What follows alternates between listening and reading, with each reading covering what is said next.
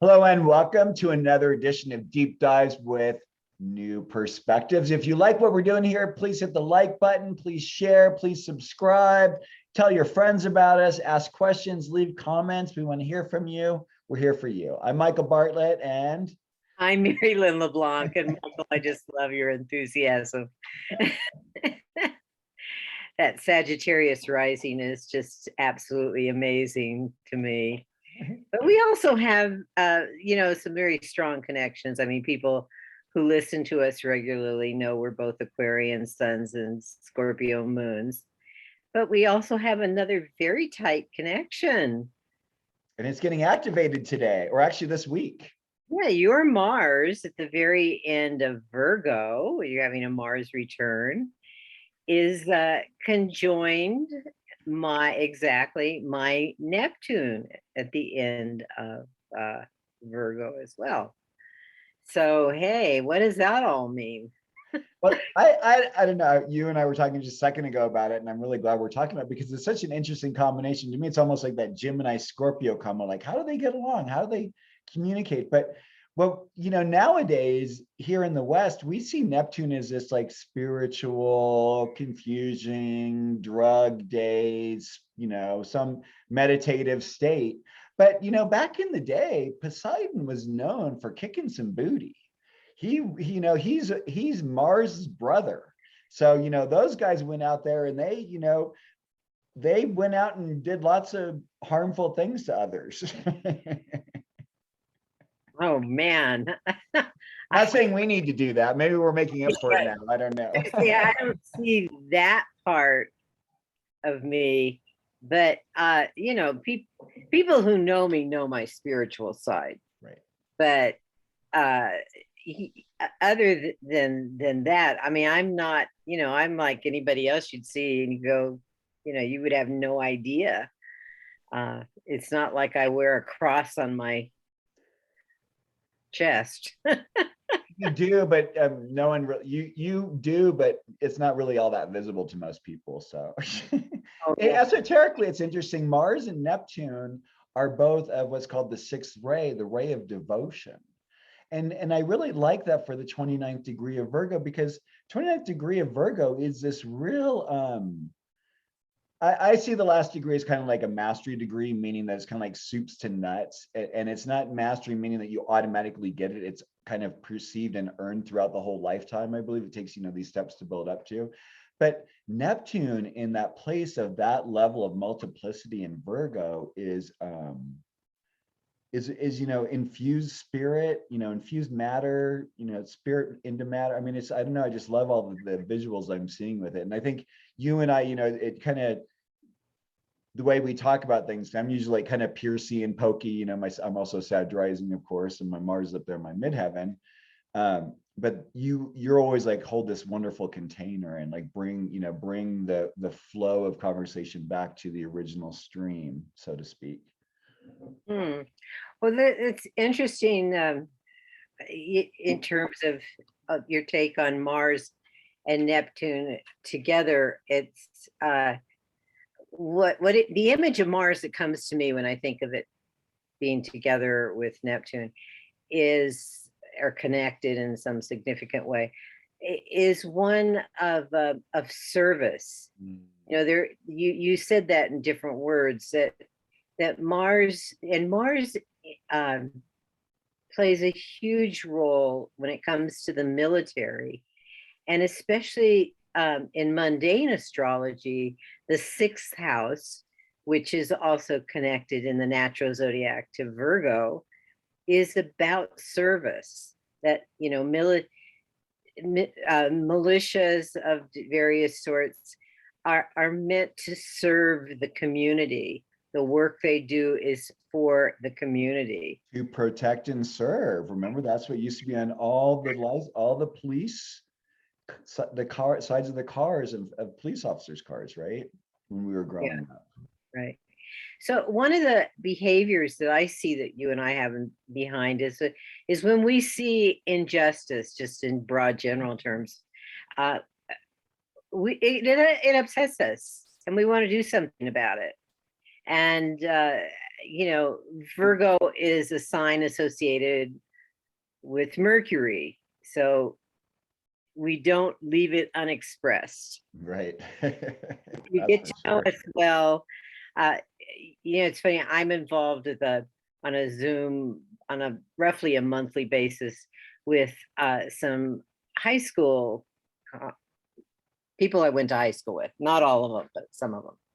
And one of them who's a very close friend that I've really, there's only one of them that I've really kept in touch with over the many years that we've known each other. And she's had to muzzle me because she goes, we don't want to talk about politics. We don't want to talk about your views on abortion because these are Catholic girls. And I'm going like, okay, then you choose the subjects because these are things that upset me. Matter of fact, she called me last night and we had she understands my views and I understand her views, and we can handle that very, very nicely. Not not that we set out, it's part of our connections with each other, but this goes to the part of the Virgo and the Mars Neptune where we don't want we have ideas about something very specific and we want to protect them, and we want to let others know what we stand for. So even though Mercury itself isn't part of this conversation, it's implied there by the sign. And the third brother in a sense too, right? A third brother. Hermes, Aries, and The mythology. Poseidon. Going back to the mythology. Sorry, for some reason I just always find that because there's just such richness in all the original stories anyway. So it's like the bad part is it's so patriarchal. That's the harmful aspect. So that mythology, I know. I have some books of other mythologies, and I keep telling myself I've got to look for these planetary energies and start promoting a different mythology. Well, and that leads in, because we're talking about Mercury here, and Mercury is now in what we call its shadow phase, right? Before it goes into its retrograde zone. Right. Just a week ago, it went into the zone that it will. So it's in the territory that it will cover once again when it goes retrograde. So mercurial issues may be coming up these days that aren't settled. And this is Mercury in Libra. So issues of communication with significant others. And I don't say that in terms of, marriage necessarily, but any people that you have agreements with, like students or business partners, people in the same kind of a community club, common interest. There are going to be things said that may need to be adjusted. So yeah, and that's the nice thing when you think about it, coming from the land of Virgo is about constant judgment. I mean, constant judgment. That was a great slip. Constant adjustment. Because part of it is a fear of judgment, fear of criticism, but the internal criticism and judgment is really what kind of drives it, of course, depending on where one is along the spectrum of, acceptance of the chaos from the Pisces side coming through all the way up to the ADHD qualities that can give Virgos a really bad name. What's the Sabian symbol for 29 degrees? I guess it would be 0. Would it be 30 degrees? It'd be 30 degrees. Of Virgo? Of Virgo. Do you know offhand? That's somebody focused. It's like being focused on some kind of work, and there's stuff going on around you that you're really not paying attention to. It's a degree of focus, and I'm looking. I thought usually I have. Oh, here. I have books surrounding me Of course you do, you scholar. all around. You know, not today. They're not in my lap. They're on the desktop here. But oh yes, here we are. The sign of Virgo. Totally intent upon completing an immediate task, a man is deaf to any allurement. So So it's the level of focus in a way, right? It's almost, it's funny because I feel there's a hint of Sagittarius, you know, in its highest thing of being single pointed, single focused. There's just something about like, because Virgo's always kind of balancing this. I always think of Virgo as balancing this big tray of possibilities or opportunities, or however you want to see all the different things on the tray. And it's always juggling this, but it's like with that, it's just like, we're doing one thing. This is what we're doing at the exclusion of all else. And when you think about it, so much gets done. That's actually how I like to work. I hate being interrupted when I'm working. well, that's your Mars on this particular degree. Exactly. Yeah. You're making me think, you know, in terms of systems of decans and dwads. This degree is, besides being mercurial, it's also solar. Oh. There's a Leo dwad in a Taurus decan by the traditional, so Venus, Sun, Mercury. So that tells me there's this, whatever it is that you're attracting to, your attention is focused on, there is a complete dedication to it. You know, it's like everything else gets shut out. Well, it's like when we do this each week, right? As we make, I mean, and that's probably one of the things that really helps with our Mars Neptune thing, you know, is creating this space each week, because it's an interesting thing to create something new, right? In the beginning, you know, we find, you know, we or the universe provides us with all these opportunities and excuses to like, oh, you know, well, we can skip it this week, or I really don't want to, or I'm not in the mood, or I don't have a topic. But the truth is, there's something about just actually really just showing up. Right. Sort of like the, makes me think of my 8th house, which is a house of commitment. In that sense. Time commitment. There's some of that. Yeah. Yeah. It's sort of like a dedication to it. Yeah. It's like, and it's interesting because people who've known me for decades have that description. You know, they rely. They've said that to me. You're very reliable, and the few, and I could count on one finger, time when I have not kept, and literally a commitment. I was shocked by a person's reaction and had to just say, you know, I simply could not do that anymore. You know, there are points in one's life where you go, enough. That's it. Not a must. And it's funny as you say that, I'm kind of getting a sense of, you know, and what's going to be going on this week too is the Venus Saturn square, right? So it's like, you know, saying a boundary, saying, you know what, I don't think this is really part of my value structure anymore, right? Oh yeah, the Venus, it is. It's and it's that last quarter square. Exactly. That really forces one to consider not continuing what you've been doing, going in a different direction with it, not necessarily based on past actions. Even though last quarter square individuals, depending on what planets are involved, and in this case, Venus and Saturn, might be concerned more about their commitments in relationships. You know, if somebody is considering a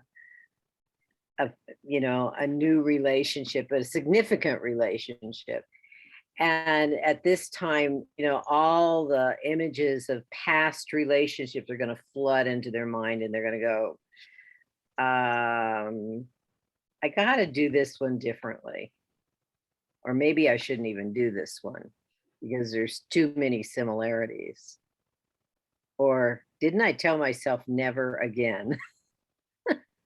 Yeah, that beautiful word, never. I find never is a word that one should really not utter. The other thing is never say, well, and here I say never, right?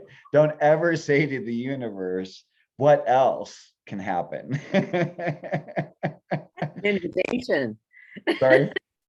That's an invitation. Thank you. Exactly. Like, oh, your plate is empty. You need more? Oh, we've got more for you. Like, thank you. I'm quite full. I had Oh, this God. really amazing conversation with a woman today who's in Canada who, I mean, this was actually really absolutely mind-blowing in a sense. It's in a way like, kind of these images we're talking about, Saturn, Venus, is also, changing an understanding of relationships to things. She's learning astrology in Russia. There are two major schools of astrology in Russia, one in Moscow and one in St. Petersburg. And it's a 4-year program. And it's funny, like I'm getting goosebumps. What they're being taught is a level and how do I want to say this? A level and integration of astrology that I have not really heard or seen anywhere before on the Western side. So it's this interesting, almost a blend between the Western and the Vedic. Interesting. So I'm very intrigued with what she's going to be doing with it, because I think she's going to end up providing it's almost like I see like her providing this set, like another root base to our understanding about astrology in a sense. So she was wondering, like, why isn't there a cohesive astrological curriculum around the world? Which, when you think about it, how would it even be? I was explaining, how could that be possible within the realm of Aquarius, right? It wants a structure, and yet every one of us is so unique and individualized, that we're going to always continue to be viewing things based on what our charts are. Right. And I think it also picks up on the ideologies that operate a culture. Exactly. And that plays a huge role to the differences. You're reminding me also, it's a delightful book. I'm more than halfway through. I've only got it a couple days ago, but it's so good I can't put it down. It's written by a woman, Olga. I can't pronounce her last name. She's Polish. She won the Nobel Prize for Literature for this book, as well as the Man Booker Award for Literature. And is it Run Your Plow? The translation is something like Run Your Plow Over the Bones of the Dead. The main character, and she's telling the story of her, her life. You're with her the whole way through, is an astrologer in Poland in our times. Except if she's an older woman, past her prime. It's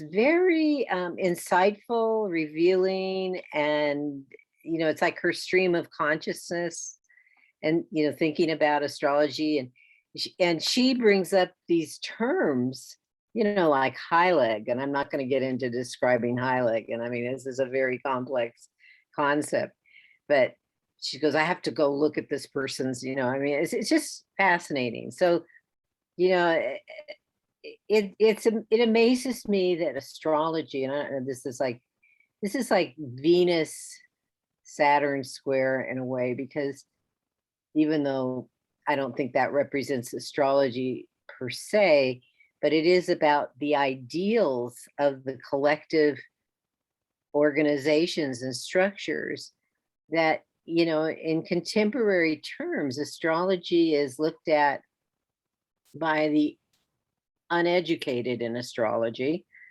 as some kind of woo-woo psychic nonsense. And this woman in the book also refers to some of that. She she realizes that her villagers, the people in the village where she lives, that many of them think that she's a little cuckoo, because she's an astrologer. And yet, when you're among astrologers and when you're telling stories about what they're doing in the Soviet Union with astrology, and you can go anywhere in the world and find astrologers, and we prevail. And I know in graduate school, I was fortunate to have some professors who considered it a profound, perfect system. So, it's yeah, you have to study something to be able to criticize it. It's funny because I'll never forget this time I was sitting there with someone who was there for a while. I mean, here's Mars and Virgo. I had 3 different kind of full-time jobs in a sense, and one was with this auction house, and I was sitting with a fellow representative and was, talking to him. He's like, what else do you do? And I was telling him about astrology, and so he kind of looked at me skeptically, and he said, okay, well, what sign am I? And I just hate that, because as any astrologer knows, it's kind of like sitting there with 8 scientists who are blindfolded and 1 elephant and having them touch different parts. They're going to say different things because there are multiple different planets, of course. So I just let go. I'm like, okay, I'm going to take the bait. I don't know why. Something just told me to take it. And I just relaxed for a second, and I just allowed my mind. I was like, oh, he really reminds me of a best friend of mine from the Bay Area who passed away in '97, who was a Taurus. And I said, Taurus. I'd never seen a person's face turn so white so quickly in my life, because, to be honest, if there's ever going to be a sign who's going to pull that on you, or who doesn't want you to pull it on them, it's going to be Taurus and Scorpio, or they're Taurus or Scorpio rising, because they're very private, right? So a lot of Scorpios who I meet who don't understand astrology very well are worried that because you do understand astrology, that is going to give you somehow some control over them. That's Scorpio's deepest fear, right? Is that there's some kind of a robotic puppet for some mastermind, somewhere else out there in the world. Well, I even had someone who's a Scorpio rising who had given me some data. He goes, oh no, that's not right. I'm going to have to check my birth certificate. He was a Scorpio rising. It's without, I just always know right away whenever anyone pulls that kind of stuff with me. I just go like, oh, so you're a Scorpio, and they'll just, that's another one that'll give people looks, because we can't help but be who we are, so, but it also can get confused by what our rising sign is, because that's how we appear in the world. And then if we're a night birth, then our moon has a big influence on it. So, and it also depends on how sophisticated one is in playing and giving voice to all those different parts. I really feel that it was kind of funny. Like, one of the things that was interesting in talking to Elena today was this idea I almost felt like was feng shui. It was like these cures. So like, if you had a bad aspect between your 6th house and your 8th house, what you'd want to do would be to bring in something like a tarantula or a snake and have it as a pet in your home. And like, I thought about it, I thought, oh my gosh, that really, when you think about it, reminded me of, the Chinese, they call them cures, right? You have this kind of, I think even the Vedic system has that. So you bring these things in, because how they're being taught in Russia is like, oh, you need to have this threat in your daily life. And the universe is just going, okay, she has a threat in her daily life, and it checks as the box. I mean, I kind of love like the kind of simplicity of it in a way, but it's like, I don't know if I'm going to go and tell someone that they need to go and get keep a scorpion or a snake or something like that in their house, though. Yeah, I mean, that brings up some philosophical issues for me, and cultural issues. Exactly. And then the other thing is too, what I realize is, one thing that we forget about Russia is the Orient, right? Yeah. Russia spans to the Orient, and a lot of Russia's roots is Asian. Yes. So there's a lot of understanding in there, and a lot of roots. And then there's this, and they're also the bridge with Europe. So there's also this thing where there's a little bit of the Western mixed in with that. And so I'm very excited to see what that is, what that'll come to be, Yeah, I mean, that's yes, very, very, very interesting. I think, I don't know, somehow or other this reminds me of family constellation work, in the sense of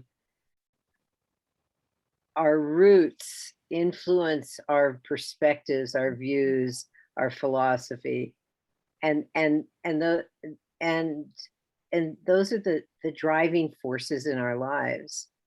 And I know that over the past few decades, there's been a real interest on the part of Westerners with Eastern philosophy and Eastern practices, such as, you know, Buddhism, or and that leading into, you know, like Vedic astrology and whatnot.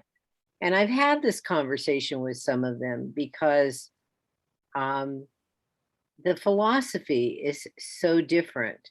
You know, for example, you know, Vedic astrology began in a civilization that believed in a caste system, that what you were born into is what you became. You know, if you were, you know, I don't remember the names, but if you were an upper Common versus, yeah, untouchable or, class or whatever, and that was it for the rest of your life. That's not part of Western philosophy at all. It's not part of our belief systems. but And they also the use, oh, I was sorry. The only thing that makes me think that what's attracting people, and this goes to past lives, is they had you know, a lot of existences perhaps, or a very profound one in that culture, and they're still operating off of that. I don't know. well, I see two things with, well, actually three things. One is it's kind of, the Vedic system is basically an unbroken oral tradition of quite a few thousand years of observation of what's going on in the sky and what individuals are doing with these placements. Secondarily, one of the things that they do, and it goes back to what I was talking about a second ago with like the snake and the tarantula, they see it as being cures. The reason why they do these prearranged, one reason why they do the prearranged marriages, not only to solidify money, but to bring in energies that an individual might have that might complete significant things or basically cure bad astrology within the household. And they also see that as working really well. And now I lost what my third, oh, and the third thing is the Vedic system is incredibly deterministic. Because it's anecdotal, because of the observational use of it over so many years, over actually what, 4 millennia, for some even say 5 or 6,000 years, I don't know. But the bottom line is that there are those who are able to completely determine when your death's going to occur. You know, everything is what they call deterministic. And so, like you said, it's like, you know, if this is what's happening, then that's, sorry for you. Whereas in the West, we go like, hey, you know, I'm an individual, and there's a bit of hubris and egoism in Western astrology that allows us to think that we can kind of work with it or play with it. And sometimes it works, sometimes it doesn't. What do you think? It's funny because Jesus came to mind, and you know, the avatars of the Piscean age. I mean, even the Buddha, Siddhartha, it was sort of like they came for a new order. And of course, we're, you know, going into the Aquarian age, and so again, a new order. And so it's worth pondering the belief systems, because in order to have something really new, you have to deal with the belief systems. And this is something to ponder. I'm not, I don't have any, I really feel that that evolution is a process of opening the eyes and breaking the chains. Yeah, and I think that's almost an inherent part in our Western viewpoint. And I think sometimes that's the hardship I find in individuals who want to offer like a different astrological perspective in a different culture, because if it deepens and it gives an underlying sense to it, then it's really good. But if it varies enough that it's at odds with it, then I don't know what service that information gives. I mean, I've had a couple of Vedic readings in my life, and yes, I can understand it and I can see it through that viewpoint, but it's not the lens that I grew up in. It's not the lens in which I operate. It's not the lens through which the clients who come to me are operating. So, you know, they're coming to me for very different reasons for that. So, I mean, I think, and what I was enjoying talking with her is what I love about astrology is that any of us can choose wherever it is we want along any sort of continuum, along levels of consciousness, depths in certain areas of astrology, and you know, and expertise. And regardless of what you do, there are those people out there in the world who want to learn and hear from each of us. So I think it's really beautiful that we each get to share different facets of the divine in a way that people get to understand astrology in themselves, hopefully in a more sensible way. Like you, I took several classes actually from different individuals in Vedic and just didn't resonate. I mean, I understood, but it was like there was no resonance on my part with it.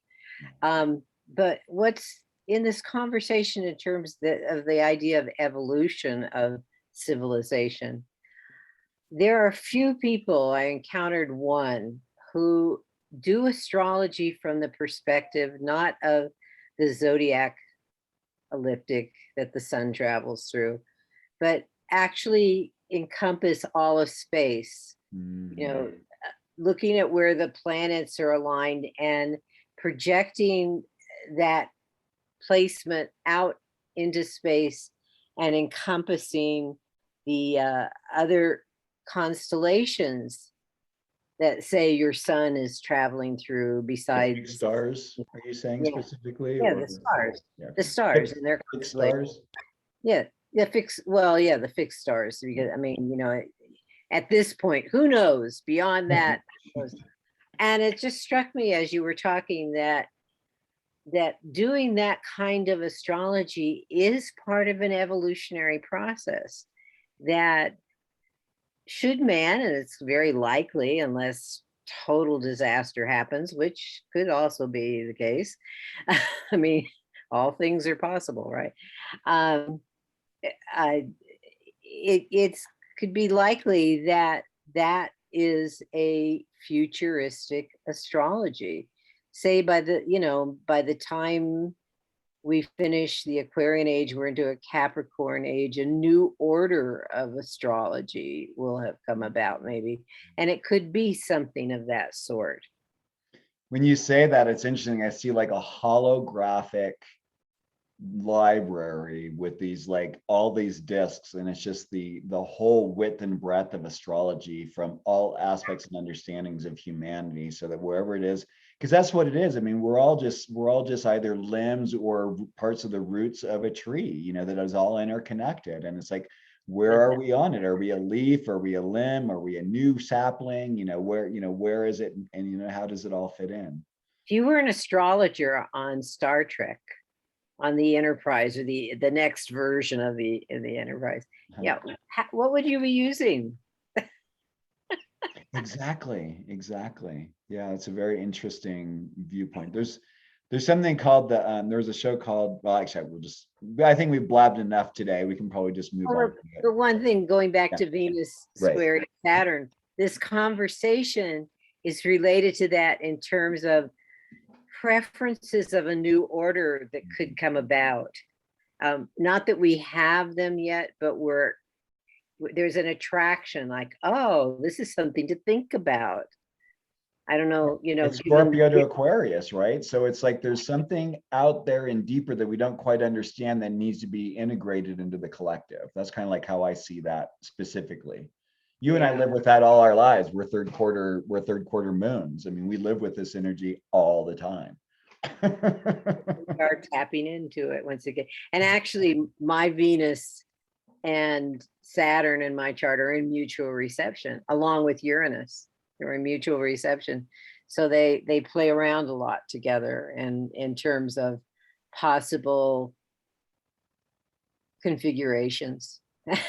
All right. It's so nice for you to be able to move from being in radio where you were unseen into here on YouTube and being able to be seen. So great to see you.